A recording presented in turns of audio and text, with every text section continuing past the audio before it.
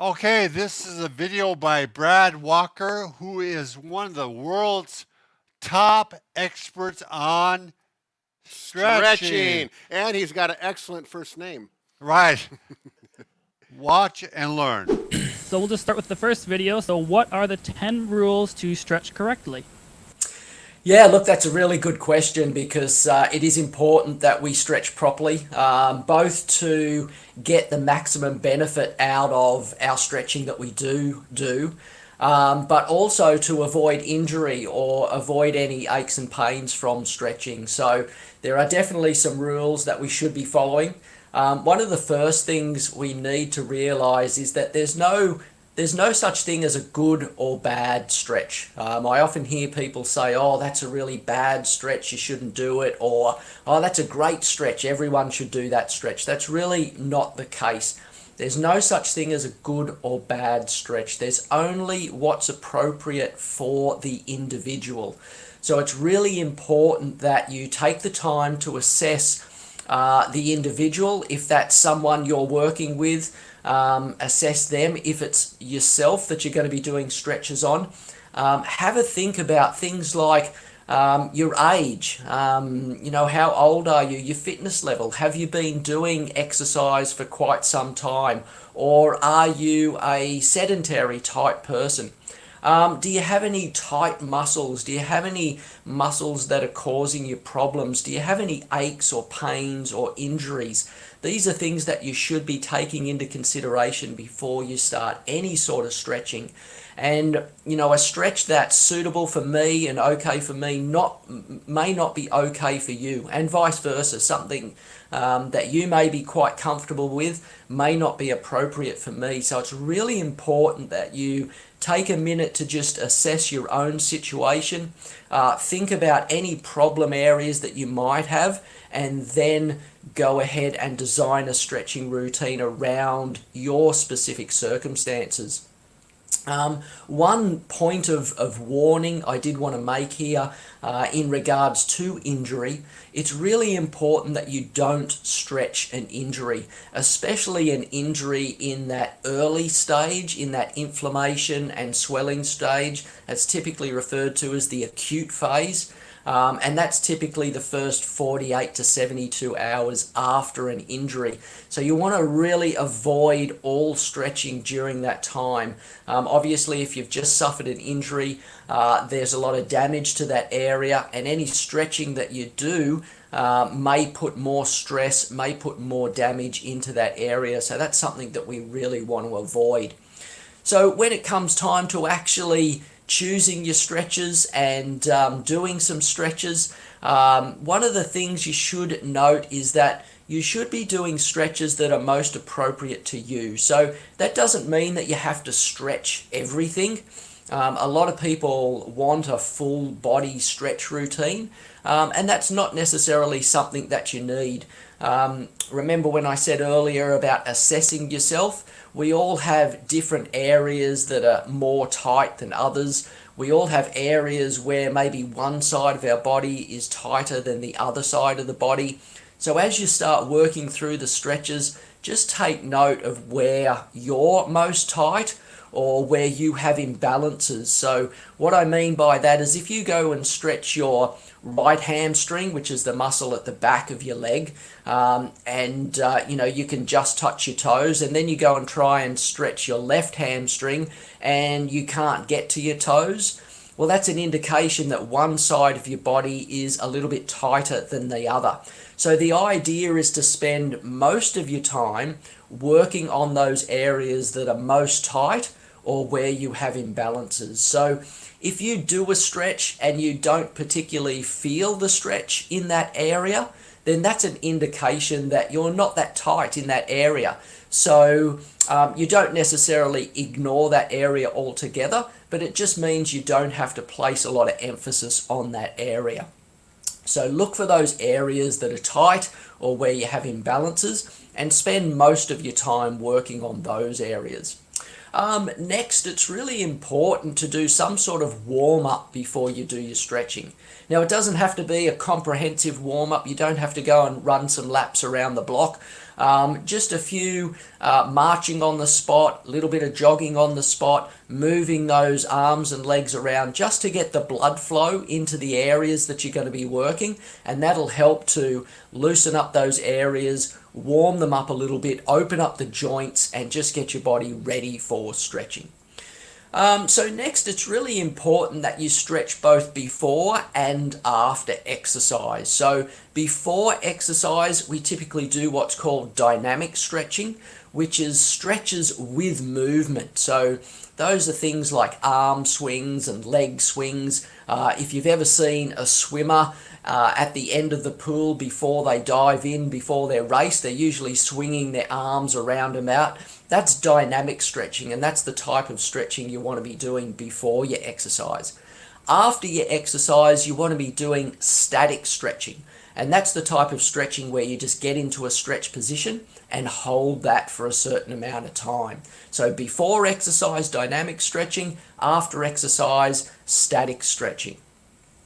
Now, another big mistake I see a lot of people make is stretching too hard. So it's really important that you stretch gently and slowly. If we rate our stretching on a scale from 0 to 10, where 0 is no stretch, so you're not feeling any stretch at all, and 10 is really painful, we want to keep the intensity quite low. So as an example, for some of those smaller muscle groups like your neck and your shoulder and so forth, we want to keep the intensity really low, something only about a 3 or 4 out of 10. For some of the larger muscle groups, we can up the intensity a little bit, like those big muscles around your hips and core and back and legs. We can increase the intensity a little bit up to, say, 6 or 7 out of 10. But we don't want to go past that. We don't want to get to the point where we feel pain. What happens then is the body employs a defense mechanism called the stretch reflex, and as soon as you start to feel pain, the body tenses up and tightens those muscles. So if that happens, you're sort of working against yourself and going nowhere. You're trying to stretch your muscles, your body is trying to contract the muscle to protect it, and you're really getting no benefit from your stretching. So keep your stretching very light, very gentle, very easy. Now, for improving range of motion, which is usually the goal for most people, you want to be doing that static type stretching. So remember I said earlier, static stretching is when you get into that stretch position and you hold that stretch, usually for a minimum of 30 seconds. You need that time for your body to relax, for your body to loosen up and sort of let go, release those muscles, for you to get the real benefit from it. So 30 seconds is an absolute minimum, and if you can extend that out to about a minute, that's perfect.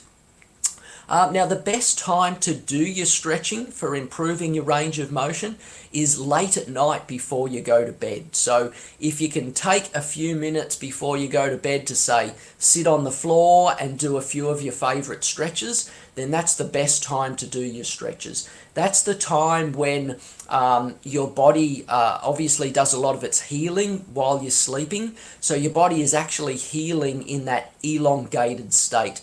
It's also the last thing your nervous system remembers before you fall asleep. So that's an added advantage or added benefit to stretching at night. Another rule which is really important is to make sure you breathe while you're doing your stretches. A lot of people unconsciously hold their breath while they're stretching, so take note of your breathing. Make sure you're breathing nice and deeply, nice and slowly while you're doing your stretches. Another important rule is to mix up your stretches, mix up a lot of different stretches so you're not just doing the same stretch over and over again. It's a little bit like going to the gym. You don't want to go to the gym and just do the same exercise over and over again. You want to mix them up so you get a good variety of stretches that will really target those muscle groups from different areas, different locations, and really stretch the whole muscle there. And lastly, I want to remind people that stretching is like any other exercise. You have to engage in it for the long term. You're not going to just do a few stretches one evening and wake up super flexible the next day. It's exactly the same as any other type of stretching. If you decide to go to the gym and work on your strength training, it's going to take a little bit of time before you start to see results. And it's exactly the same with stretching. So stick with it for the long term. Typically, you'll want to work for about 2 to 3 months before you see some really good changes. You'll get some good changes initially, but over the long term is where the real benefits come from. So hopefully that gives you some guidelines and some rules and some sort of, what to do and what not to do to help with your stretching. So the next thing for you to do is go out there, try a few stretches, put these rules into practice and give it a go. So bye for now. Brad, we should probably record where you want people to go. So either mention your book or website or whatever you want. Do you just want to do that now, and I'll put it at the end of each video? Yep. Okay, everyone. Thanks for listening. This has been Brad Walker from stretchcoach.com. I've got a whole heap of resources on my website that are available to you guys all for free. I have hundreds of articles. I have hundreds of videos. I have stretches for every sport you can think of. I have stretches for all the different muscle groups. I have stretches if you're suffering with injuries. I can teach you how to incorporate your stretching properly to help you improve those injuries. And that's all available to you for free. So head on over to my website at stretchcoach.com. Have a look around. Use the search feature to look for whatever you're looking for, and I'm sure you'll find plenty of useful information there. Bye for now. Okay, everyone. Thanks for listening. This has been Brad Walker from stretchcoach.com.